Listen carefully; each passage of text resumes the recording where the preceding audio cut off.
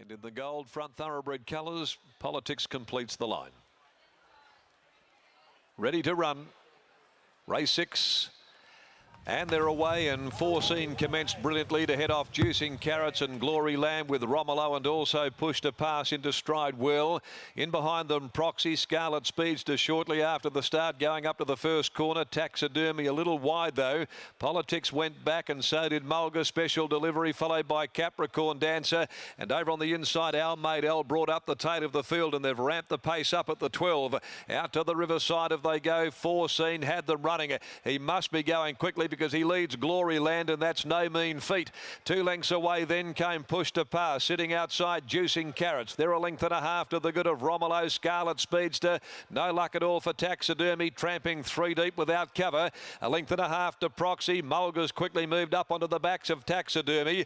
Down on the rails to Politics, and then came Special Delivery as they head by the 7. Our Maid Ellen, last of all, the mare is Capricorn Dancer. Coming off the riverside of the course, 550 to go. 14 making a bold attempt to do it from Go to Woe, led Glory Land. A length Push to Pass, about to quickly come off heels. Juicing Carrots on the rail 4th. Taxidermy's done enough. Then came Romolo. Scarlet Speedster. Politics held up near the rail. Mulga. Special Delivery into the straight. 14 tackled on the outside by Glory Land. Push to Pass makes a line of 3. Juicing Carrots behind those. Taxidermy still battles away, and now Mulga. He comes down the outside with a late runner. It's Mulga ranging up, drawing level with Taxidermy, who will not go down fighting, but it's Mulga. Mulga beat a brave Taxidermy. Pushed to Pass third from Special Delivery. Proxy, Capricorn Dancer, Juicing Carrots next home, and followed then by Politics, Romolo.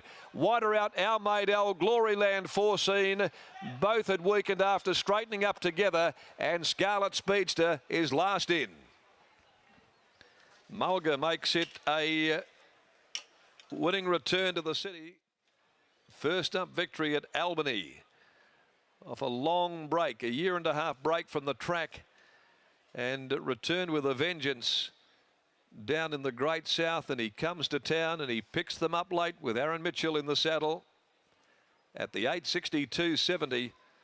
And a good push from the Burswood report earlier this morning, but boy, Taxidermy loses no admirers in defeat. What a game, gutsy run, and Push to Pass will be third in. Waiting for the numbers, Mulga though first home for Gary Hitchcock. Raced by Ms. T.M. Hitchcock of Vital Equine Gelding out of Lady Wild.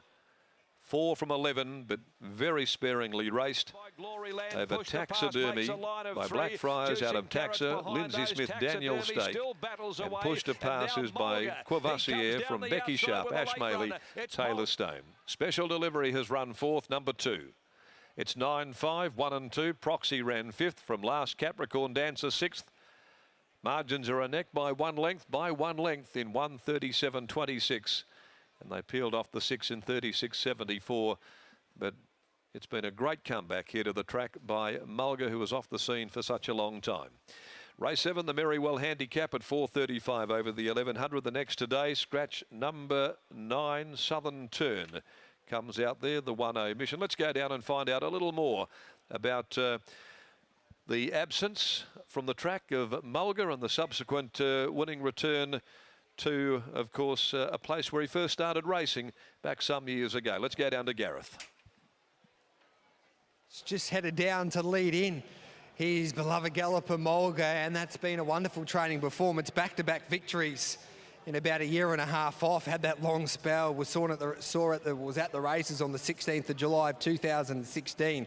Then resumed at Albany to win nicely, and then heads to town and wins in pretty good time and wins a pretty good race, defeating Taxidermy that was brave, to Push to Pass back in 3rd, and Special Delivery, which was back in 4th. So I don't know if we can catch up with Gary. He's way down the other end, so we're just waiting for Gary to come back. But Matty Kelly, that was a good performance by Mulga and a wonderful training performance by Gary. And a nice ride to go with it. Aaron Mitchell replacing Alan Kennedy here, who's unable to fulfill this ride aboard the 9. And he just kept him comfortable in transit, and then it gave him clear running in the home straight. And we will catch up with Mitch as he comes back to scale, and I can imagine there's a fair bit of satisfaction from this young fella, particularly for the fact that he's won this race for Gary Hitchcock, who has had to be ultra patient with this horse, Mulga.